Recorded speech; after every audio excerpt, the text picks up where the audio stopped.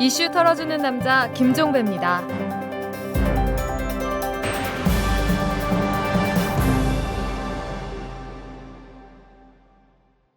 1월 26일 목요일에 전해드리는 이탈남입니다. 한나라당 비상대책위원회가 대국민 약속을 발표하는 방안을 검토하고 있다고 하네요.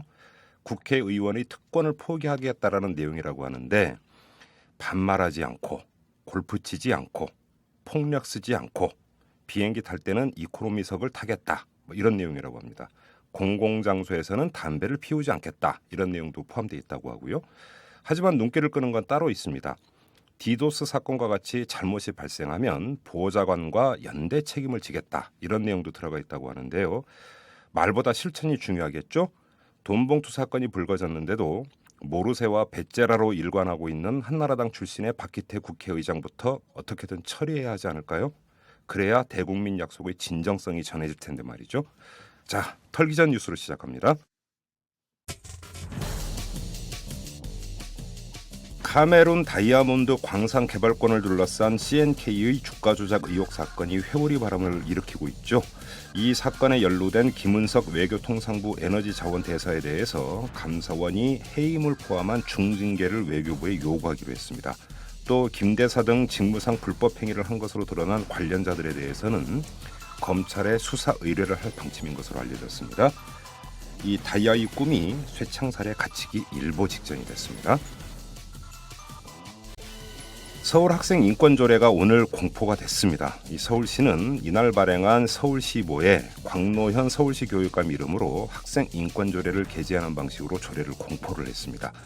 이에 따라서 서울 지역의 유치원과 초중고등학교 모든 학교 현장에서는 간접 체벌 금지, 두발 복장 자율화, 소지품 검사 금지, 교내 집회 허용 등의 조치가 취해져야 됩니다. 한참 늦었지만 너무나 당연한 사실. 학생도 인간이라는 사실이 거듭 확인되는 순간입니다. 한나라당이 2월부터 이름을 바꾸기로 했습니다. 지난 1997년 11월에 신한국당에서 개명을 한 지 14년 3개월 만에 당명을 바꾸는 건데요. 한나라당 비상대책위원회는 27일부터 나흘간 이 국민공모를 거친 뒤에 전문가 의견을 종합해서 새 당명을 확정하기로 의결을 했습니다. 글쎄요, 이 상품 안 바꾸고 간판만 바꿔서 장사 잘 되는 집 저는 개인적으로 못 봤습니다. 검찰이 얼마 전에 이 광노현 서울시 교육감의 벌금형 선고에 대해서 이례적으로 기자회견을 열어서 이 지구인으로서는 이해할 수 없는 화성인의 판결이다 이렇게 반발한 적이 있었죠. 한 현직 판사가 이를 강하게 비난하는 글을 법원 내부 게시판에 올렸습니다. 서울중앙지법의 김형연 판사는 어제 올린 글을 통해서 이 검찰의 이 같은 언행은 다른 국가기관에 대한 멸시를 넘어서는 것은 물론 담당 재판부에 대한 명예훼손죄나 모욕죄의 구성요건을 충족하고도 남는다 이렇게 밝혔고요. 재판부를 인신공격하는 악성 민원인의 모습과 다를 바 없다 이렇게 비판까지 했습니다. 이쪽으로는 전문가가 한 명 있죠. 강용석 의원. 그는 뭐라고 할까요?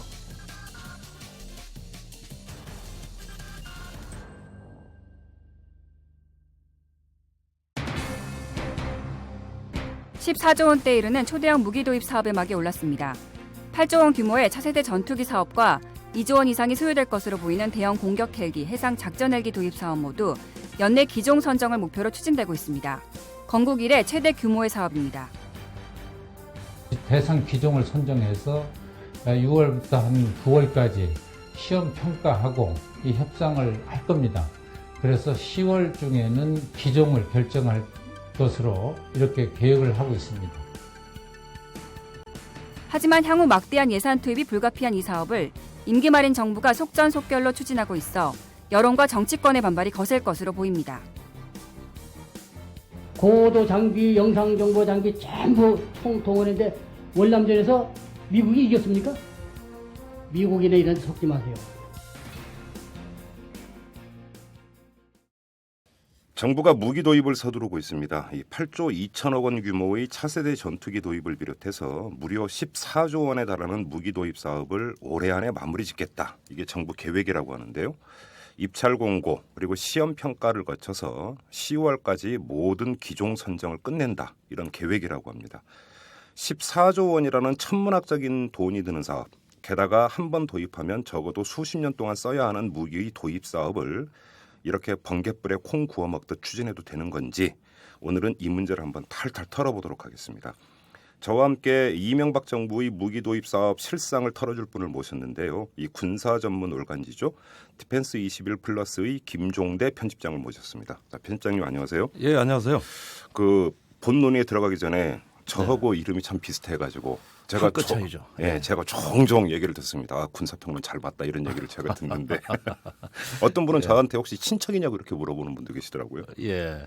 더군다나 또 뭐 저희가 출연한 방송이 비슷하기 때문에 예, 저도 우리 김 선생님 정치 평론하는 걸 저한테 전화해서 잘 들었다고 하는 거 10년째 들었습니다. 네, 그러니까 이 방송 들으시는 분은 그 착오 없으시기 바랍니다. 지금 저희가 모신 분은 김종대 편집장님이십니다. 네. 네. 자, 본론으로 들어가 보죠. 일단 지금 저희가 자료를 찾아보니까 도입하려고는 무기가 지금 한두 가지가 아닌데 이제 크게 네. 세 가지가 있는 것 같아요. 이제 그 덩치가 큰 게. 네. 일단 먼저 가장 큰 게 이제 차세대 전투기 사업인 것 같은데 일단 이거부터 좀 설명해 주시죠. 그렇죠. 차세대 전투기 사업입니다. 예. 뭐 일각에선 차기 전투기 사업, FX 사업이라고 하죠. 예, 예. 올해 그 국방부가 국회에서 통과시킨 예산에 보면은 총 사업비가 8조 3천억 원. 예. 그런데 이게 8조 3천억 원은 예상치지만은 이제 국방연구원 카이다라는 기관이 있어요. 예. 여기서 예상한 금액을 보면 또 10조가 넘습니다. 그러니까 이거 하나만. 예, 하나만. 그러니까 예. 1조 8천억 원 정도 차이가 나죠. 예. 그렇게 되면은 저희가 보기에는 뭐 이제 대략적인 추정치지만은 사업 추진 과정에서 그동안에 이 사업비가 뛴다는 관행을 생각해 보면 이거는 10조 사업으로 봐야 됩니다. 8조 3천억이 아니라. 8조 3천억이 아니라. 그러니까 아무튼 이제 그 전투기를 첨단 전투기로 이제 교체를 한다. 한 60대 그렇죠. 60대를 들여온다는 예, 얘기죠. 60대를 들여오는데요. 예. 지금 공군에서는 이제 5세대급의 이제 스텔스 전투기라고 하죠. 레이더에 잡히지 않는 스텔스 전투기로 최초의 성능을 요구했다가 최근에는 그 성능 기준을 완화시켜서 여러 기종을 참여시켰습니다. 스텔스 기종이면 아무래도 F-35 미국의 로키드 마틴사가 생산하는 그 스텔스 전투기가 단일 기종이 되니까 경쟁이 안 되거든요. 그래서 다소 그 기준을 완화시켜 가지고 현재는 그 유럽의 EADS사가 생산하는 유로파이터. 많이 들어봤습니다. 예, 그 다음에 이제 보잉사죠, 미국 업체죠. 예. 그 F-15 사일런트 이글. 예. F-15는 지금 이제 우리가 쓰고 있는 기종인데 예, 그렇죠. 여기에 스텔스 기능을 더 가미한 업그레이드한 기종이 이제 또 경쟁 기종으로 들어왔어요. 그래서 이 3개 기종이 현재 아주 박터지게 경쟁하고 있다고. 그러니까 지금 차세대 전투기 사업은 정부는 8조 3천억 규모라고 하는데 네. 실제로는 10조 원이 넘을 것이다. 이런 네. 전망이시고. 그다음에 이 대형 공격 헬기 도입 사업도 있던데 이게 뭐 1조 8천억 이렇게 네. 지금 얘기가 나오던데 이건 뭡니까? 대형 공격 헬기라는 것은 헬기가 이제 우리는 한국의 자체 국산 헬기를 가운데 중자 쓰는 중형 공격 헬기를 이미 개발할 수 있습니다. 이제 자체 생산할 수가 있는 겁니까? 예, 중형 기동 헬기를 개발해 놨죠. 네. 이걸 공격용으로 바꿔서 쓸 것이냐 아니면 그렇게 하지 말고 대형 공격 헬기를 해외에서 직구매를 하고 국내 생산하는 것은 소형 헬기로 좀 성능을 낮춰가지고 이원화시켜서 육군의 어떤 그 헬기 전력을 가져갈 것이냐. 그럼 이 대형 공격 헬기라는 게 영화에 나오는 야파치 헬기처럼 각종 무기를 장착한 그런 헬기를 이야기하는 그렇죠. 건가요? 예, 이 대형 공격 헬기는 아무래도 뭐 이 방송 들으시는 분들 누구나 아파치를 떠올릴 겁니다. 그 중에서도 이제 아파치 롱보. 예. 이게 뭐냐면은 그 전천후 헬기입니다. 그러니까 비가 오고 악천 후에다가 야간 전투 성능이 아주 뛰어나죠. 그러면서 이제 적지에 어떤 깊숙이 침투해가지고 단독 작전까지 하는 것으로 그 명성이 높아진 헬기고 여기에 이제 달려 있는 각종의 그 미사일이라든가 또 여러 가지 어떤 그 강습 능력을 감안했을 때 이제 전방에 육군의 어떤 주력 항공 전력으로 삼으려는 거고 육군은 이 아파치 롱보우 헬기를 오래전부터 도입하기 위해서 이미 항공작전사령부를 창설하고 계속 이 헬기 도입을 추진해 왔습니다. 그러다가 몇 번 무산이 됐고 이제 이명박 정부는 드디어 이 헬기를 도입하는 쪽으로 거의 정책 결정을 한 것 같습니다. 그러면 그런데 몇 대나 도입한다라는 겁니까? 이건 30대인데요. 30대. 그런데 이제 외형적으로는 또 그 경쟁의 어떤 그 모양을 취해야 되기 때문에 사실은 또 뭐 어디 외국의 다른 어떤 그 기종들도 계속 경쟁에 참여하고 있기 때문에 지금은 한 6개 기종 정도가 참여할 걸로 예상이 되고요. 네. 그러나 이제 그 근데 누가 보더라도 아파치 헬기가 제일 유리하다고 육군은 지금 할 수 있죠. 아파치 롱보를 그렇게 염원한다면서요? 그렇죠. 그러니까 이 아파치 롱보를 사기 위해서 이 사업을 애시당초 구상했다고 보여지는데 문제는 비쌉니다. 이게 1조 8천억 원 정도 예산을 태웠다고 하는데 이게 이제 대당 400억 원대로 태운 거죠. 그런데 이 헬기가 대만이나 어떤 그리스 또 다른 나라에 그 판매된 사례를 보면은 최소 900억에서 1,200억까지 나오고 있어요. 그러니까 우리 희망 구입 가격하고 실제 거래 가격은 거의 2배 차이가 나요. 2배에서 3배 경우 차이가 나죠. 예. 그러니까 이것도 아주 착한 가격에 그 예산을 편성해 놨는데 역시 이것도 사업 추진 과정에서 굉장히 예산이 증가할 가능성이 있습니다. 참고로 대만에는 912억 원, 예. 아랍에미레이트에는 900억 원, 사우디에는 1,485억 원의 대당 가격으로 판매됐어요. 그러면 정부 발표대로 이 그 대형 공격 헬기 도입 사업으로 한 1조 8천억을 잡았는데 그게 1조 8천억이 아니라 3조 4조 갈 수 있다라는 이야기가 되는 거네요. 전 그렇게 될 수 있다고 봅니다. 이게 중고 뭐 헬기를 사는 것도 아니고 분명히 신품을 사는 건데다가 또 육군의 요구 성능 수준이 대단히 높습니다. 그 임무 수행 장비를 다 붙이면 네. 이걸 어떻게 400억 원대에 삽니까? 근데 이 생산업체는 어딘가요? 보잉사입니다. 이건 보잉사고. 그다음에 이제 그다음에 덩치가 큰 게 해상 작전 헬기인데 이게 한 5,500억 정도 들 거다 이제 정부는 이렇게 이야기했는데 이건 어떤 겁니까? 해상 작전 헬기는 이제 해군이 그 공격용으로 우리 독도 한번 보십시오. 예. 동보가 최대 수송함인데 지금 갑판 텅텅 비어 있지 않습니까? 천안함 때 구조용으로만 썼죠. 그때 봤네요, 맞아요. 예, 천안함 때도 대통령도 그 백령도 방문하실 때 독도함에 가셨죠. 근데 그게 원래 항공기를 탑재하기 위해 가지고 만든 수송함인데 그 앞에 보면 그 미니 항공모함처럼 활주로도 해놨고 다 있는데 보면 갑판에 지금 텅텅 비어 있죠. 자 이렇게 어떤 우리 군함이라는 게 이제 껍데기만 만들어 가지고 어떤 자체 어떤 항공 전력, 어떤 공격 기능이 없다면은 사실은 그 성능이 이제 효과가 의문시되는 거고. 따라서 이제 해군에서는 해상 작전 헬기를 별도로 도입하려고 하고 있습니다. 여기에도 이제 여러 기종들이 경쟁을 하고 있는데 이게 5,535억 원으로 예산이 편성이 됐어요. 그런데 이 부분도 마찬가지로 우리가 중형 기동 헬기를 개발을 해놨기 때문에 그걸 공격용으로 전환해서 써도 되는데 육군이 대형 공격 헬기 해외에서 직구매하는데 해군은 왜 못하냐? 역시 또 해외 직구매로 자꾸 선회하려는 경향이 있습니다. 육해군 간에 또 이게 그러면 경쟁이 벌어진 거네요, 결국은.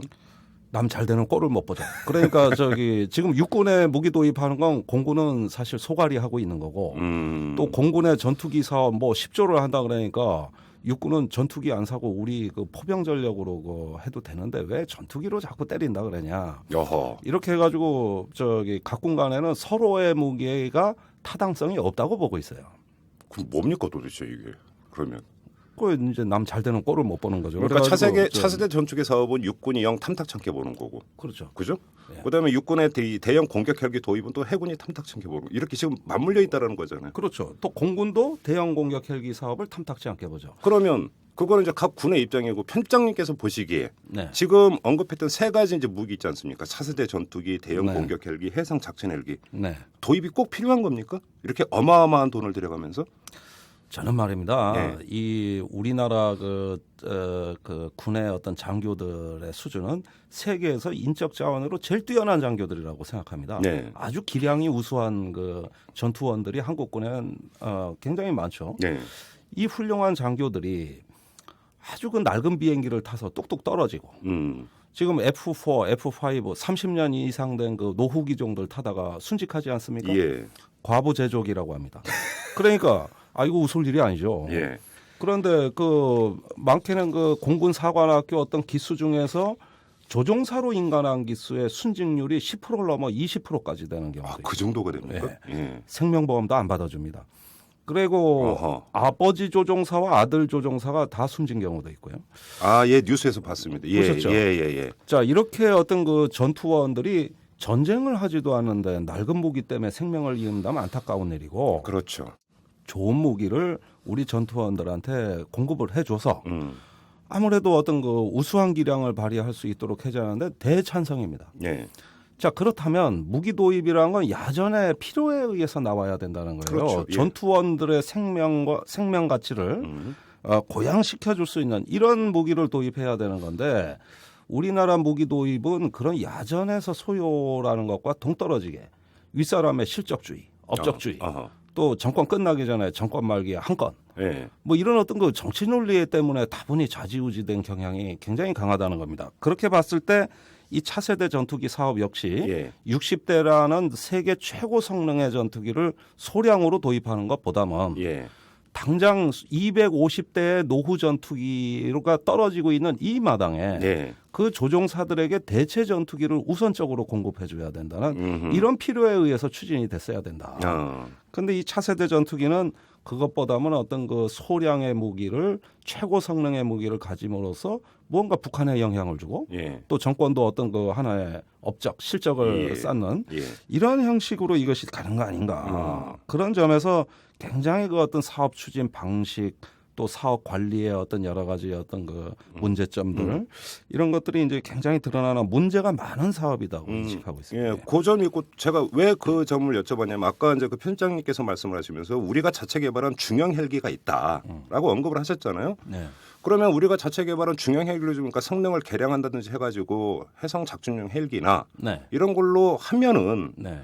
말 그대로 그러니까 이것도 좋고 저것도 좋은 님도 보고 뽕도 따는 그런 무기 좋고 매부 좋고. 무기 좋고 매부 좋고 네. 그러니까 이런 그러니까 이 선순환 구조가 될 텐데 굳이 도입하고 그러니까 어마어마한 돈을 들여가면서 도입을 해야 되냐라는 거죠 제 질문. 자, 이게 얼마나 황당한 얘기냐 하면 말이죠. 예. 원래 그 헬기 사업은 노무현 대통령 때 우선 한국형 기동 헬기를 개발해서 네. 그것이 성공하면 그것을 기반으로 해서 국산 공격 헬기로 가겠다는 거였어요. 아. 이게 노무현 정부 때 어떤 그 결정 사항입니다. 자, 그런데 이명박 정부에서 번복이 돼가지고 지금 사업 추진하는 양상을 보면 국내 사업을 뒤로 미루거나 축소 왜곡시키고 예. 주로 미국제죠. 예. 미국의 어떤 무기를 직구매하는 방향으로 정책을 바꾼 겁니다. 그렇게 공들여서 자체 개발했는데. 예, 그래서 대형 공격 헬기 사업 이게 뭐냐면은 그 해외 직구매 사업이란 말이죠. 그렇죠. 자, 국내 업체 이 저기 예산이 국부가 국내로 환원되는 것이 아니라 해외로 유출되는 거죠. 그렇죠. 똑같은 이치로 해외 이 차기 전투기 사업도 마찬가지입니다. 이게 FX 사업 10조 원을 앞으로 돈을 쓰게 되는데 이것도 해외 직구매 방식을 취하면서 일부 업체들은 그 한국의 생산 시설을 이전해줘서 한국하고 공동 생산을 하겠다는 제안도 있고 예. 여러 가지 좋은 옵션을 제시하는데 이 정부는 그런 데 관심이 없어요. 그냥 그래요? 직구매로 하겠다는 겁니다. 그러니까 초스피드로 이번 정부 내에서 계약서에 도장 찍고 나가려니까 이런 식의 사업 방식이 나오는 거죠. 그러니까 그러면 이제 당연히 여쭤봐야 되는 게 그럼 이제 그 정치적 배경이 뭐냐 이걸 네. 여쭤봐야 되는 건 좀 이따 여쭤보고 하나만 더 짚고 여쭤볼게요.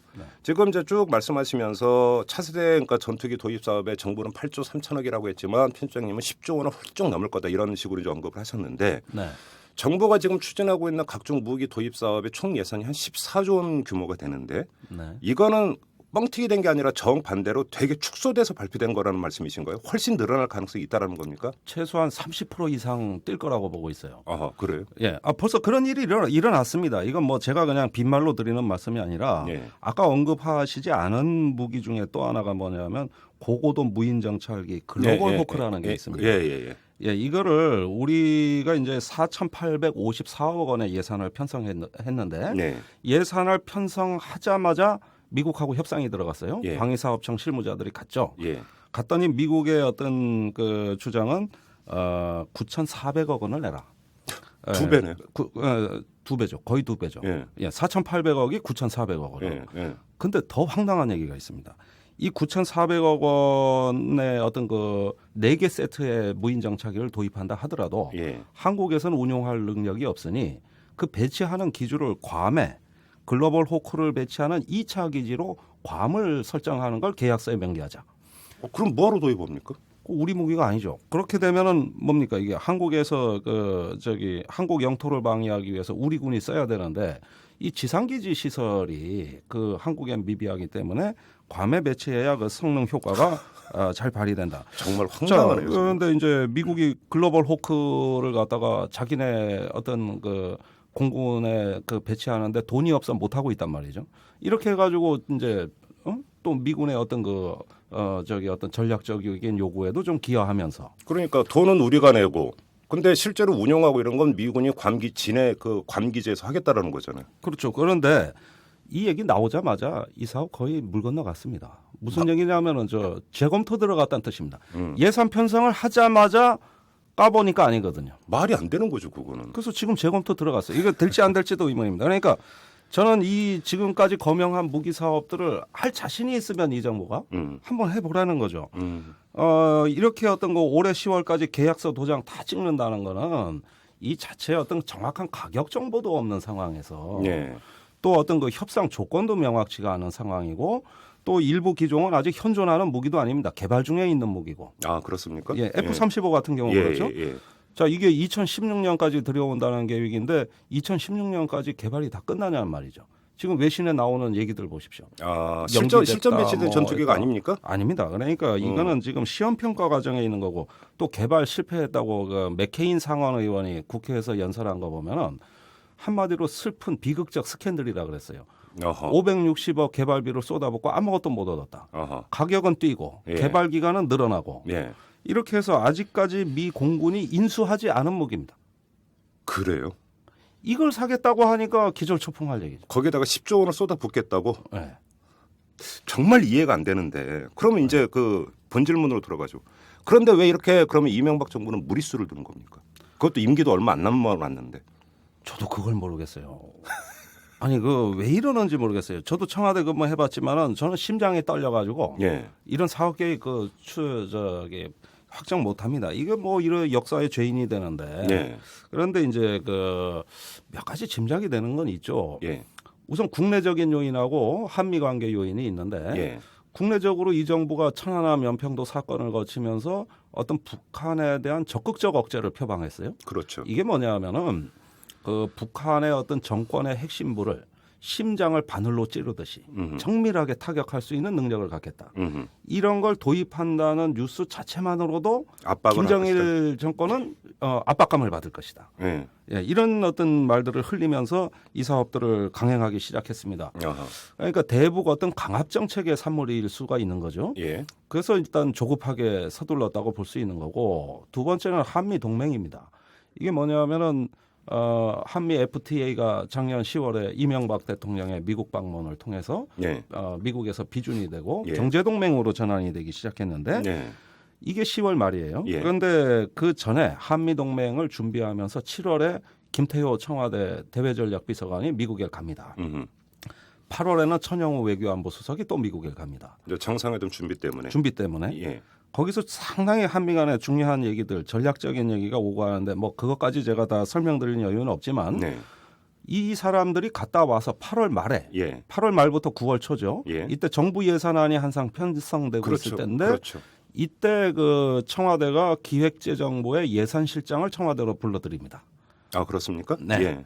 여기에서 지시사항이 뭐냐면은 차기 전투기하고 대형 공격 헬기 사업 두 가지를 늦어도 올해죠. 2012년 10월까지 계약서에 서명할 수 있도록 사업을 그 예산을 충분히 배정하고 사업도 앞당기라는 거 지시사항이었어요. 아, 그렇습니까? 예. 그래서 아니, 원래 잠깐만요. 근데 무기 도입은 보통 이제 그러니까 국방부 그다음에 방위사업청을 거쳐야 되는 거 아닙니까? 근데 그렇죠. 지금 청와대 독단으로 했다는 말씀이십니까? 그 결정을? 그러니까 군이나 뭐 방위사업청이야 무기 사준다 그러면은 뭐 쌍수를 들고 환영을 할 입장이지만 네.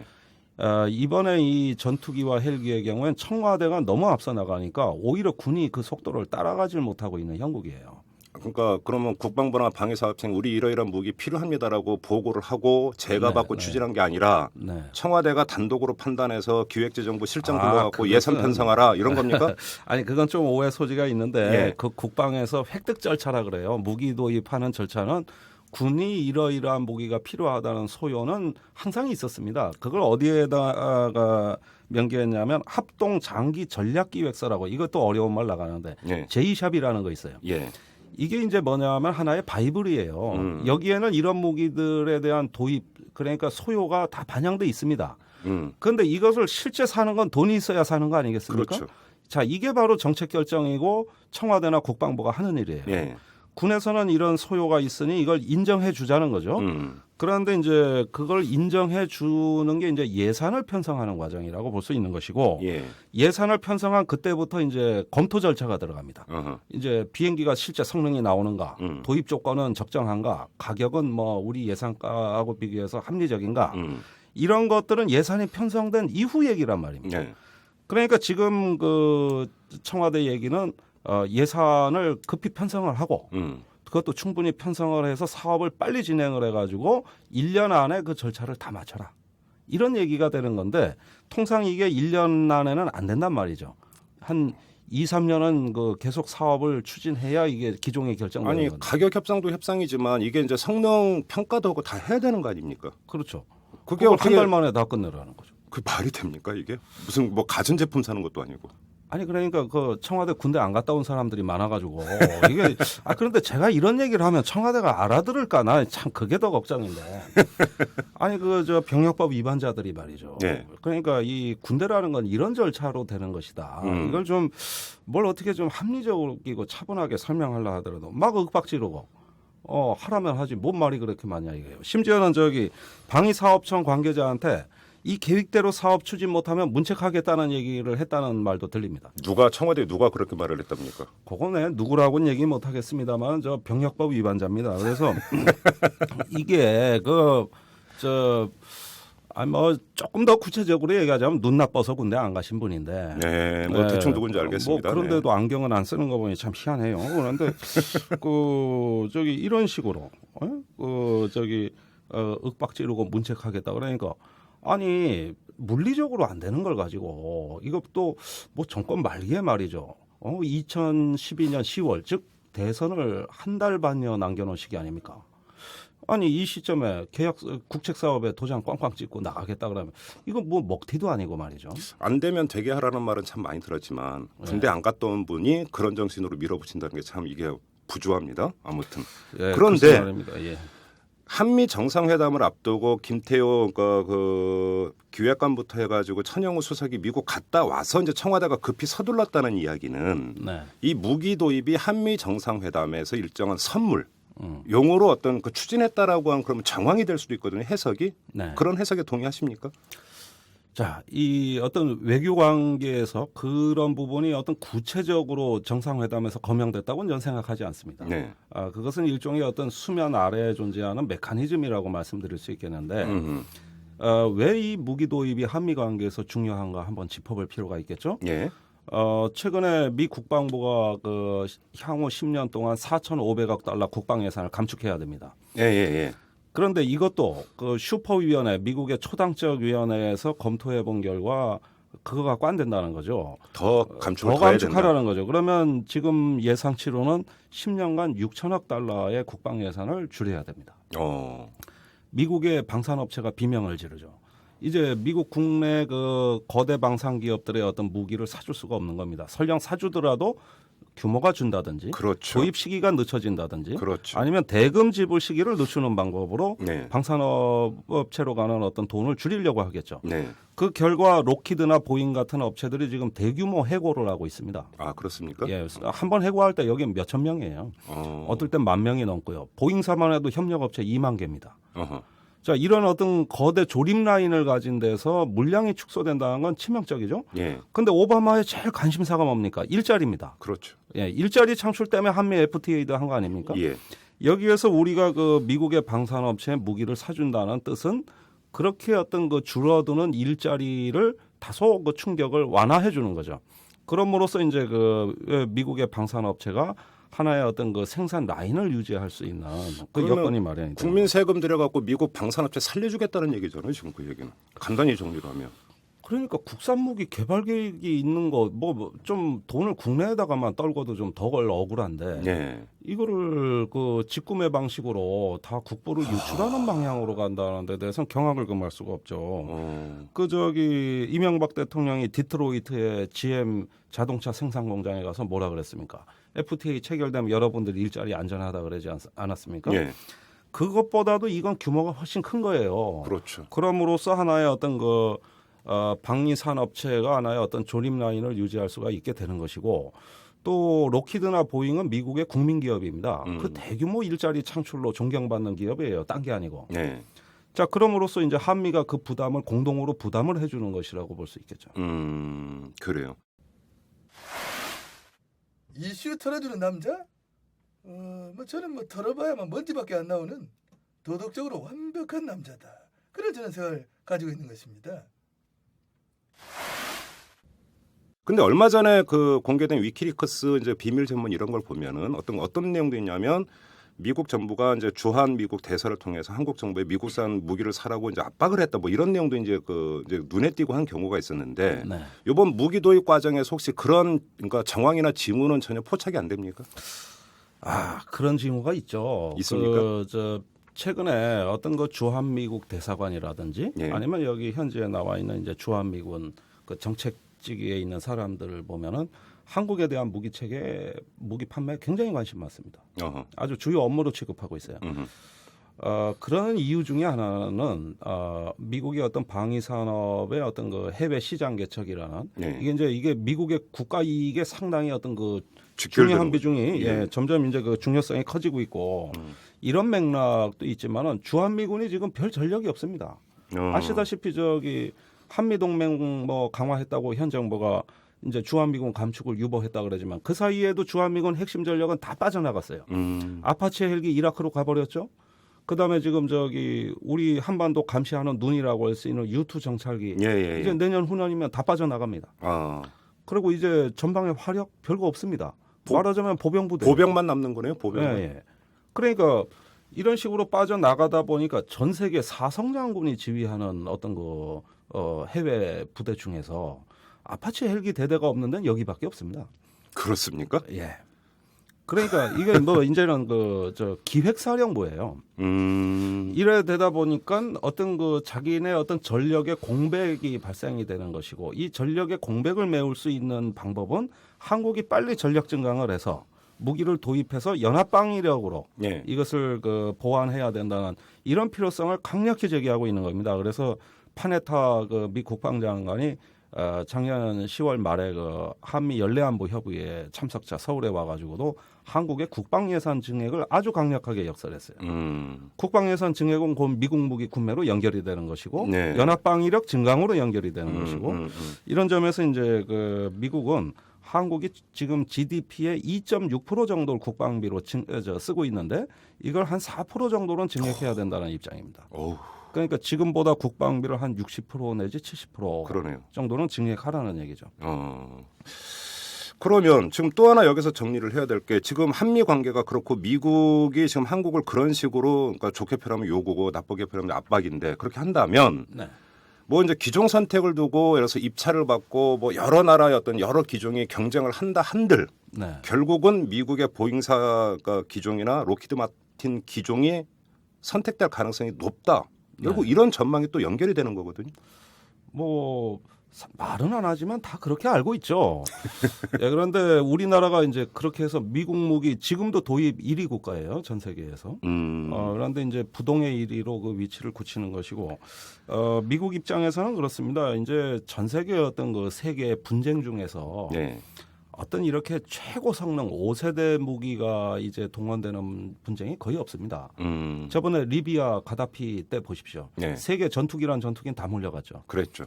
그런데 그게 이제 리비아 가다피를 응징한다 그러면서 사실은 전투기 마케팅 전쟁입니다. 유럽 전투기, 미국 전투기 다 몰려왔어요. 그러면서 자기네가 더 작전 잘했다고 또 그 뒤에 서로 싸웁니다. 일종의 에어쇼였죠. 에어쇼. 일종의. 에어쇼죠. 예, 네. 아주 비극적인 에어쇼죠. 자, 그런데 거기 뭐 스텔스 전투기는 안 갔단 말이죠. 네. 그렇게 갈 만한 작전이 없거든요. 그렇죠. 너무나 최고 성능, 너무나 고성능의 어떤 비행기이기 때문에 네. 이런 식의 재래식 어떤 이게 뭐 일종의 치안 작전인데 이런 데 투입될 만한 이유가 없고 전 세계가 이제 경제 위기로 몸살을 앓다 보니까 이제는 최고 성능의 무기보다는 중저가 무기와 또 어떤 여러 가지 어떤 미사일과 전투기를 결합한다든지 이런 어떤 합동 전력으로 충분히 전쟁이 된다. 네. 굳이 뭐 이렇게 어떤 최고 성능의 미래 무기로 가야 될 이유가 뭐 있냐 해가지고 전 세계는 이제 다시 재래식 무기로 시선을 돌리고 있습니다.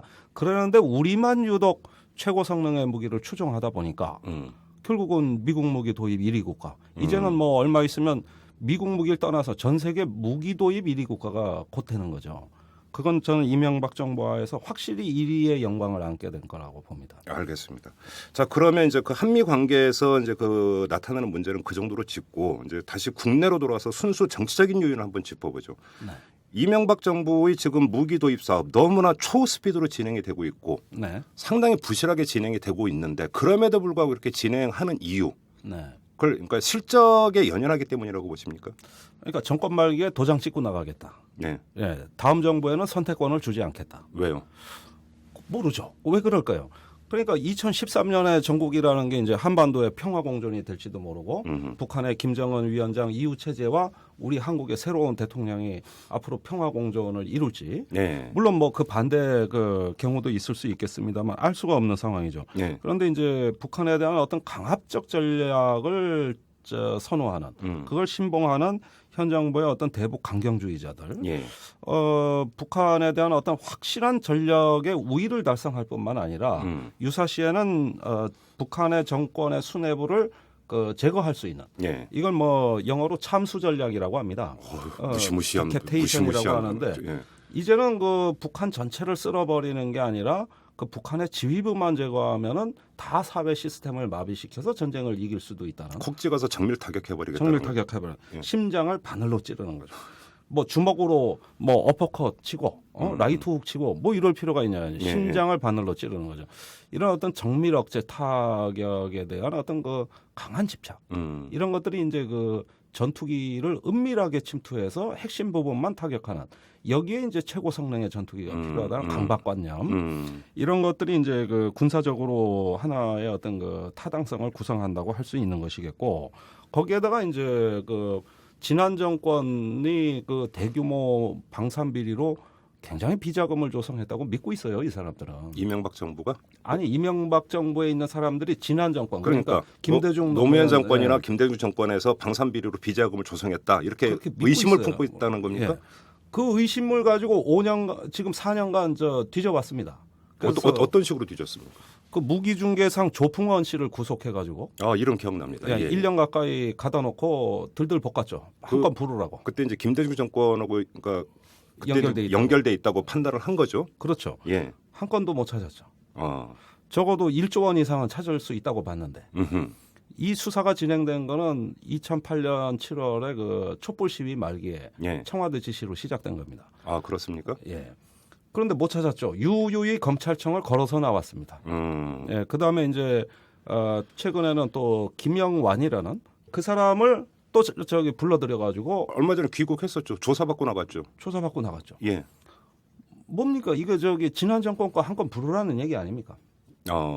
그리고 국내 방산업체 CEO들 또 잡아들이기 시작했습니다. 아, 그랬습니까? 예. 그래서 그 처음에는 뭐 횡령, 원가 조작 이걸로 잡아들였지만 실제 수사 내용은 지난 정권에 돈 준 거 부르라는 거죠. 그래서 4년을 뒤졌는데 한 건도 안 나왔거든요. 네. 아니 뭐 자기들이 뭐 인디아나 존스도 아니고 지난 정권에 황금개짝 찾아다니겠다는 건데 그걸 비자금 한 1조 원은 조성했을 거라고 믿고 있었다. 믿고 있었다. 예. 그 근거는 4조 원짜리 F-15 도입 사업이 5조 원 사업으로 된 거는 그 중간에 1조는 비자금 아니냐. 거의 산수 예, 이거 수준인데 뭐 거의. 한나라당에서 나온 얘기예요. 아, 예. 그래서 이번 정권 첫해 국정감사에서 그걸 들이다 팠죠. 아, 홍준표 대표가 직접 지휘했고. 예. 근데 나온 게 없어요. 그래가지고 보니까 지난 정권은 걸리지도 않게 돈 다 먹고 나가는데 우리 왜 못하냐 이런 생각을 하는 여론도 있을 수 있는 것이고. 아하. 그러다 보면은 이제 어떤 무기 도입 사업에 대한 어떤 그 호기심, 집착 또는 뭐 어떤 유혹이라고나 할까 이런 부분들이 이제 정권 말기에 사실은 이거 한국 사회 일종의 병입니다. 정권 말기에 어떤 정권이든 대부분 무기를 몰아서 구입했어요. 왜 그런 겁니까? 왜 정권 말기에 무기를 몰아가서 구입하는 거죠? 왜 그러냐면은 예.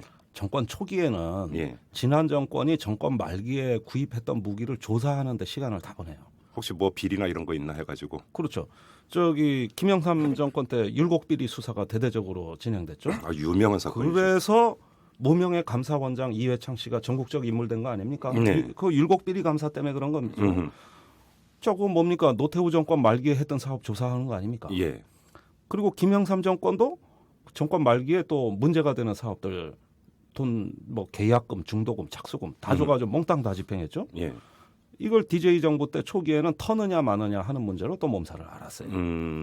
자, 이런 식으로 그 정권이 바뀔 때마다 지난 정권의 어떤 그 사업을 좀 부인하면서 예. 뭔가 그 그늘을 한번 파헤쳐보고 그러면서 새로운 국방개혁안을 구성을 했습니다. 예. 그런 국방개혁안이 나와야 정권 말기에 그 논리적인 타당성을 가지고 무기를 도입할 수 있는 거니까. 그렇죠. 무기 체계가 국방 개혁안에 따라서 달라지니까. 그렇죠. 그래서 지난 20년간 4개 정권의 어떤 그 무기 도입 실태를 보면은 정권 초기가 아니라 중후반기에 대부분 도입을 하더라는 거죠. 저는 교육 개혁안만 정권 바뀔 때마다 만들어주는 줄 알았는데 국방 개혁안도 정권이 바뀔 때마다 바뀝니까? 맨날 똑같은 거 표지만 갈아 끼워가지고 결국은 나중에 보면은 매 그렇게 다르지도 않은 걸 개혁안 표지만 갈아 끼는데 20년 걸린 거 아니겠습니까? 그게 거의 악순환으로 지금 계속 그러니까 그렇게 해왔다라는 거죠. 그러니까. 병이죠, 병. 그럼 그걸 어떻게 끊어야 됩니까? 자, 우리가 이제 그 정책의 일관성, 어떤 그 하나의 그 체계적인 접근이라는 건 뭐냐면 과거 정권은 잘된 걸 계승해서 예. 그걸 좀 개선해가지고 더 발전시키는 건데 그렇죠. 이 한국 사회는 유감스럽게도 어떤 청산과 부인이라는 또 자기가 새로움을 창조했다는 원조 개념 이런 것들로 악순환이 계속되어 오면서 이게 사실은 꼬일 대로 꼬였습니다. 그래서 만일에 이명박 정부가 또 이렇게 정권 말기에 무기를 다 사재기 해버린다 그러면은 그 새로운 어떤 그 2013년에 대통령이 될 유력 주자들이 이거 곱게 보겠습니까 이거는? 그러니까 제가 한번 거기서 여쭤볼게요. 그러니까 이명박 정부가 그 김대중 정권이나 노무현 정권 때 이 그 무기 도입과 관련해서 비리가 있었을 것이다라고 의심하는 것처럼 예. 그러면 이명박 정부가 지금 정권 말에 적게는 14조 원, 편집장님의 전망대로 그럼 14조 원보다 훨씬 올라갈 것이다라고 전망을 하셨는데 예. 그런 어마어마한 무기 도입 사업이 실제로 추진이 된다고 하면 거기서는 비리가 싹 틀려지는 거 없습니까? 저는 노골적인 비리는 없다고 봅니다. 그렇습니까? 네, 그 이제는 너무나 감시 체계가 촘촘하게 짜여져 있어가지고 네. 국정원, 검찰, 감사원, 뭐 그 외에도 여러 어떤 그 사정기관들이 물샐 틈 없이 2중, 3중 감사 체계, 거기에다 연중 감시 이러다 보니까 오히려 그게 너무 많아서 걱정해요. 자, 그러니까 어떤 그 절차상 하자는 없이 꾸며는 놓을 겁니다. 그런데 어느 순간에 이것이 하나의 어떤 그 정권의 업적으로 인식이 되면서 거기에 참여했던 주요 인사들이 이제 어떤 그 미국으로부터 인정을 받고 네. 또 그로 인해서 어떤 다른 기회를 얻는 뭔가 이런 어떤 개인적인 야망은 있을지 몰라도 어허. 이제는 뭐 몇천억 원, 1조 원이 쑥쑥 빠져나가는 이런 거는 없을 거라고 봅니다. 다만 어디서 사고가 터지냐 하면은 네. 이제 소요군이라 그래요. 네. 그 우리 육해공군 이 무기를 수요하는 군과 네. 어떤 정치 권력 즉 청와대 입장이 안 맞았을 때 예를 들어서 수요군은 저기 뭐 A라는 비행기를 선호하는데 뭐 청와대에서는 B라는 비행기를 밀어붙인다든가 예. 이렇게 될 때 사고가 터져요. 어떤 식으로 사고가 터집니까? 이제 어떤 그 절차적 하자가 문제가 되고 또 거기에서 특종 기정 밀어주기 특혜 논란이 생기고 특혜 논란이 나올 수가 예, 있군요. 이런 것들이 이제 사고가 되는 거죠. 그래서 93년에 그 F-18을 F-16으로 기종 변경한 걸 가지고 율곡 비리 감사가 시작된 거 아닙니까? 예, 예. 노태우 정부 예. 말기에 대표적 국방 스캔들입니다. 음.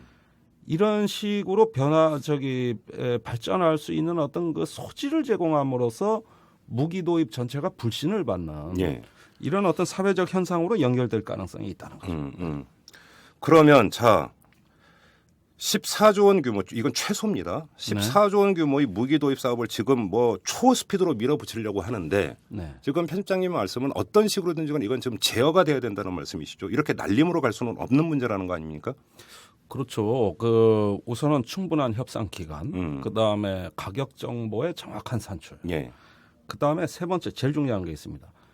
어떤 조건이냐는 거죠. 예. 기술을 줄 것인가, 아니면 뭐 옵셋이라고 절충 교역이라는 게 있어서 우리가 전투기를 사주면 저쪽에서는 우리한테 납품 물량을 준다든가, 아하. 예, 서로 이제 버터식으로 예. 그 거래하는 어떤 절충 교역 조건이라는 게 있어요. 예. 이런 것들을 다 종합적으로 평가해서 국가 이익의 관점에서 이건 판단이 돼야 되겠죠. 예. 이것은 어떤 그 북한에 대한 조급한 강압의 어떤 유혹이라든가 또는 어떤 그 정치 논리에 의해서 추진돼서는 안 되죠. 그것보다는 국가 이익. 그 중에서도 야전의 전투원들이 원하는 정말로 가장 절실히 필요로 하는 사업이냐 부분이 중요하죠. 예. 저는 한 가지 예만 들겠습니다. 그 미국의 무기가 어떻게 나왔냐면 1968년에 베트공의 구정대공세 때 네. 미군이 많이 죽었어요. 예. 전 미국의 수뇌부가 베트남으로 왔습니다. 그때 야전 병원에서 한 병사가 죽어가면서 하늘을 나르는 전차를 만들어 주십시오. 이러면서 어허. 죽어갔어요. 어. 미군 수뇌부가 다 모였습니다. 어떻게 해야 하늘을 나르는 전차를 만들 것이냐. 음흠. 그래서 나온 게 UH-1H 건십이라는 헬기입니다. 그때까지 헬기는 수송용인데 이제 공격무기가 됐어요. 예. 놀라운 혁신이죠. 예. 이렇듯 무기는 미군의 경우 그 야전병원에서부터 나왔다는 거죠.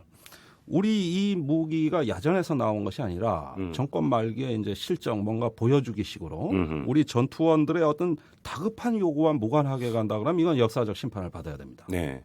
그럼으로써 이 무기 도입 사업이 이제 하나의 어떤 그 경제적인 국부 유출의 어떤 그 아픔도 있지만은 그것보다 더 중요한 것은 결국은 이런 무기들이 우리 국방에 있어서 또 다른 불균형, 네. 또 어떤 상급자 위주의 어떤 무기 도입이라는 이런 면에서 결국은 어떤 군 내부로부터도 상당한 저항에 부딪힐 수 있는 소지도 있는 거죠. 근데 제가 볼 때는 이제 그런 면도 있지만 아까 이제 말씀하신 우리가 자체 개발한 중형 헬기도 있다. 그렇다면 그것을 좀 개량을 해가지고 공격용으로 쓴다든 이렇게 되면 태평양 건너 미국에 생돈 쏟아부을 게 아니라 그 돈을 국내로 환류시킬 수도 있고. 그렇죠. 거기서 조금 절약하면 요즘 저 뭐 복지 공약 많이 쏟아내고 있는데 정치권에서 네. 복지 재원으로도 쓸 수 있는 거 아닙니까?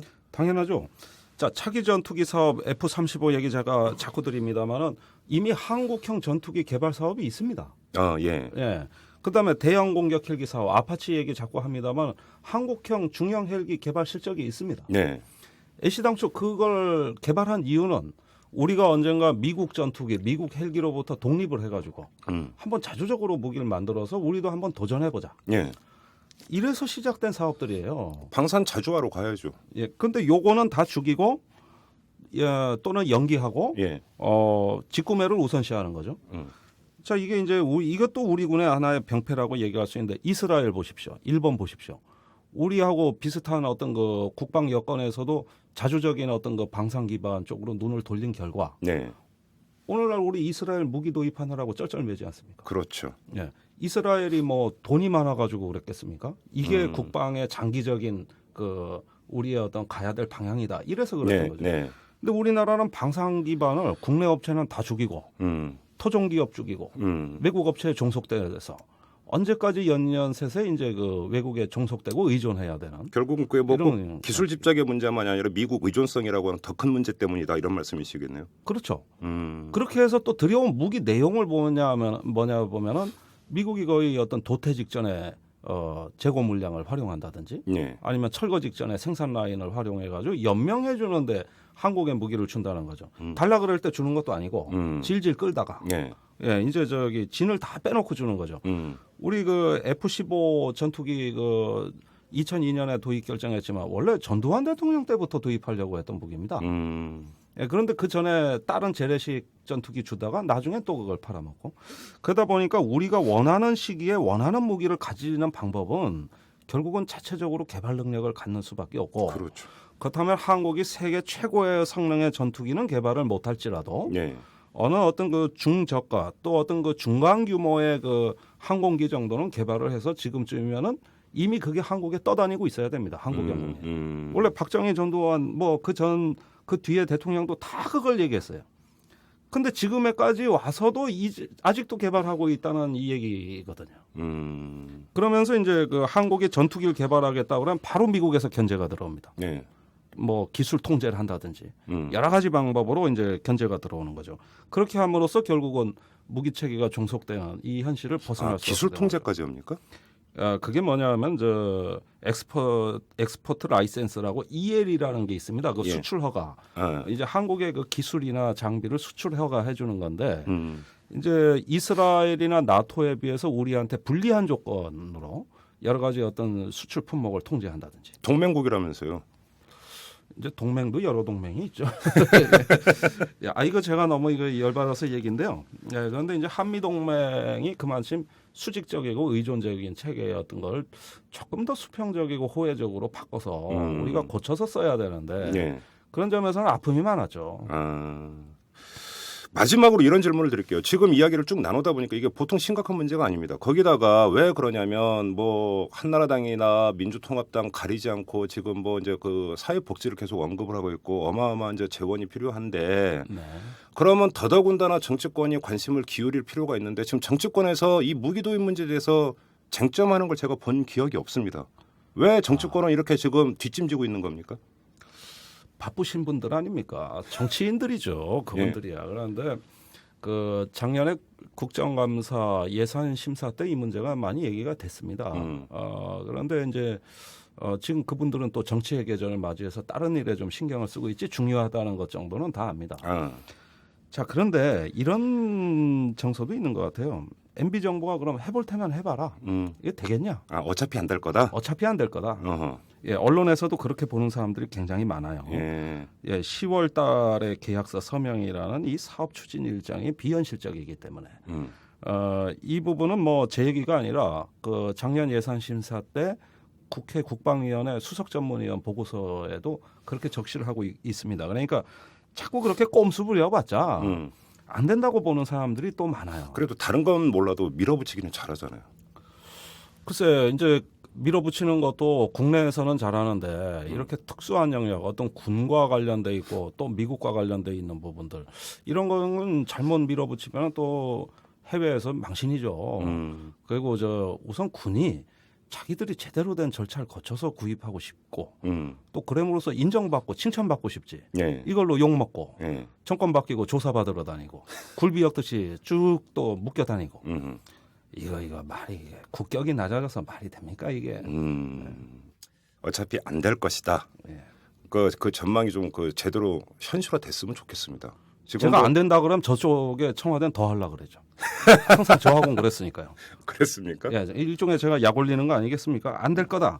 그럼 저 이제 이 말이 또 혹시라도 듣는다면은 자기는 또 할 수 있다고 보겠죠. 무슨 뭐 감정 싸움입니까? 지금? 예, 청와대에 있는 사람들이? 예, 근데 저는 병역법 위반은 안 했거든요.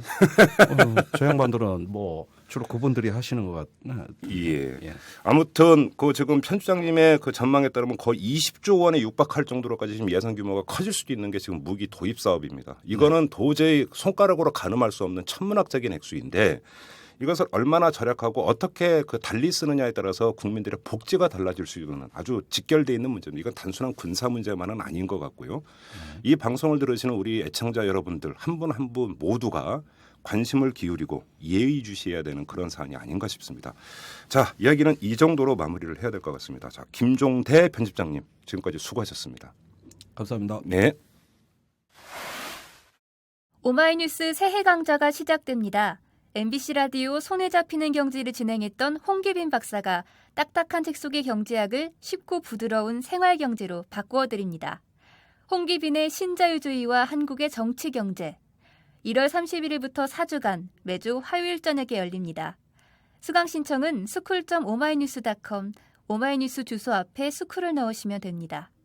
경제는 더 이상 머리 아픈 학문이 아니라는 것을 느껴보세요.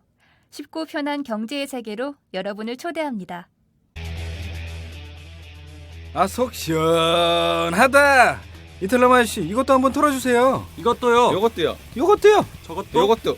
털 게 참 많은 세상이죠. 오마이뉴스가 만드는 데일리 팟캐스트 방송 이슈 털어주는 남자. 또 뭘 털어드릴까요? 이털남 트위터에 올려주세요. 이털남 아저씨가 탈탈 털어주신답니다. 이털남 트위터는 골뱅이 하시고 영어로 오마이탈탈. 트위터에서 이슈 털어주는 남자를 검색하시면 금방 찾으실 수 있습니다. 여러분의 불꽃 멘션 기다릴게요. 자리를 보고 다리를 뻗으라고 했죠. 이 특유의 밀어붙이기도 가려가면서 해야 하지 않을까요? 책임도 지지 못할 임기 말에 적게는 14조, 많게는 20조 가까이 드는 천문학적인 돈을 국익이나 군사적 측면에서 검증되지도 않는데 마구 쏟아붓는다. 이런 일은 있을 수가 없습니다. 도대체 뒷감당을 어떻게 하려고 저러는 걸까요? 물론 대답은 하지 않겠죠? 그래도 저희는 계속 끝까지 털겠습니다. 지금까지 이털남 김종배였습니다.